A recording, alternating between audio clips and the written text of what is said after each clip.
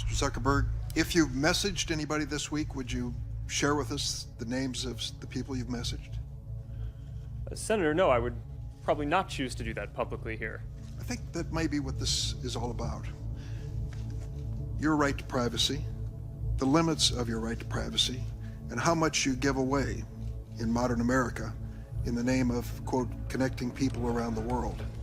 Tonight here, a warning about Facebook and what some believe it's doing to kids. The warning comes from two of the company's earliest executives. We kind of knew something bad could happen.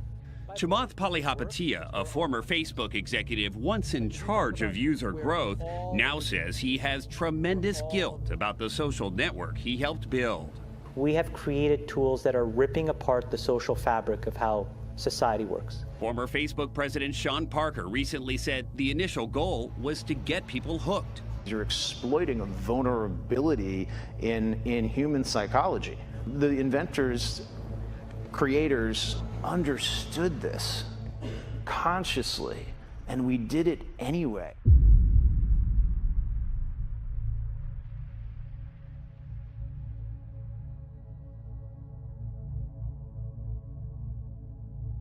People need to hard break from some of these tools and the things that you rely on. The short-term dopamine-driven feedback loops that we have created are destroying how society works.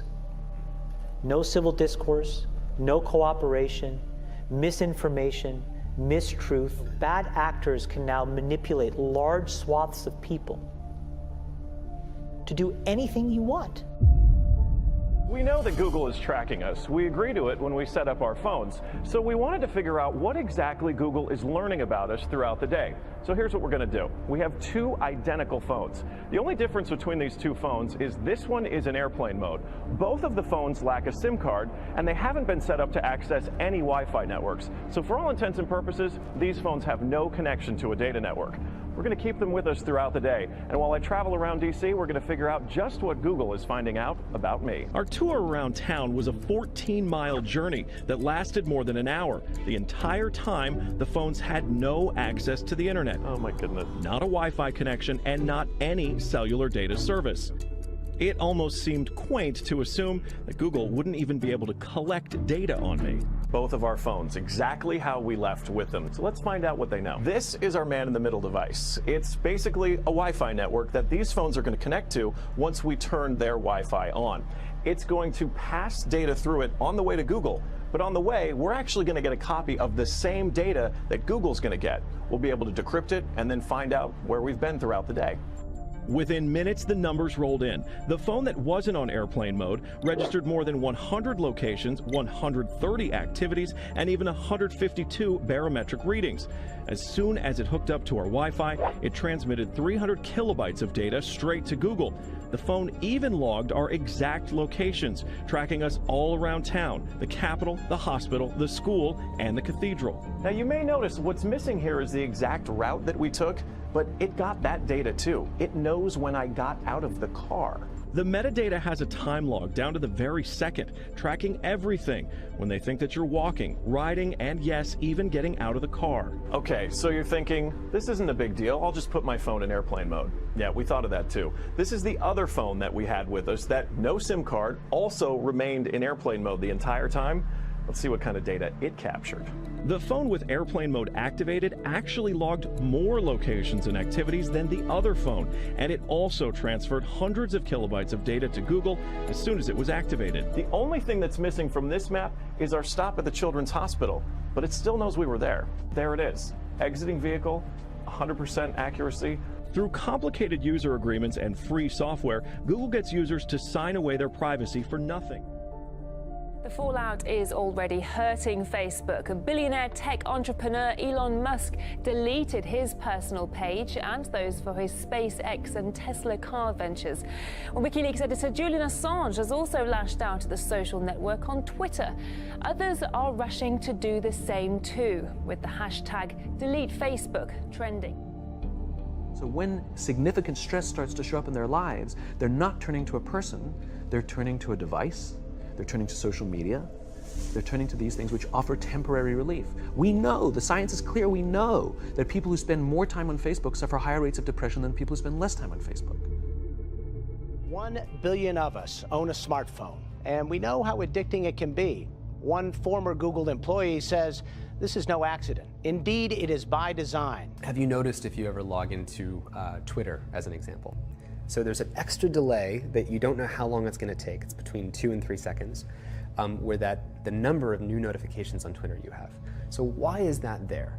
Well, it makes that into what's called a variable schedule reward. It's like a slot machine. So you're playing the slot machine, and there's a time delay, and in that time delay, your anticipation's building, and then you get to see how many notifications I get. And so you become more addicted to checking it again the next time. It sounds like there's just a lot of sort of trickery going on here. I call it the race to the bottom of the brainstem to, get people's attention at all costs. Never before in history have 50 mostly male 20 to 35-year-old designers living in California working at 3 tech companies influenced how 1 billion people spend their time. In a 2009 interview with the longtime CEO of Google, Eric Schmidt, who, when asked about all the different ways his company is causing invasions of privacy for hundreds of millions of people around the world, said this. He said, if you're doing something that you don't want other people to know, maybe you shouldn't be doing it in the first place. Now, there's all kinds of things to say about that mentality. The first of which is that the people who say that privacy isn't really important, they don't actually believe it. The very same Eric Schmidt, the CEO of Google, ordered his employees at Google to cease speaking with the online internet magazine CNET after CNET published an article full of personal, private information about Eric Schmidt, which it obtained exclusively through Google searches and using other Google products.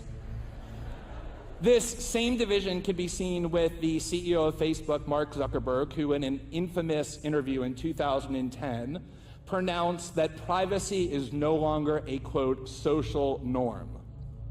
Last year, Mark Zuckerberg and his new wife purchased not only their own house, but also all 4 adjacent houses in Palo Alto for a total of $30 million in order to ensure that they enjoyed a zone of privacy that prevented other people from monitoring what they do in their personal lives. When Facebook was getting going, I had these people who would come up to me and they would say, I'm not on social media. And I would say, okay, you will be.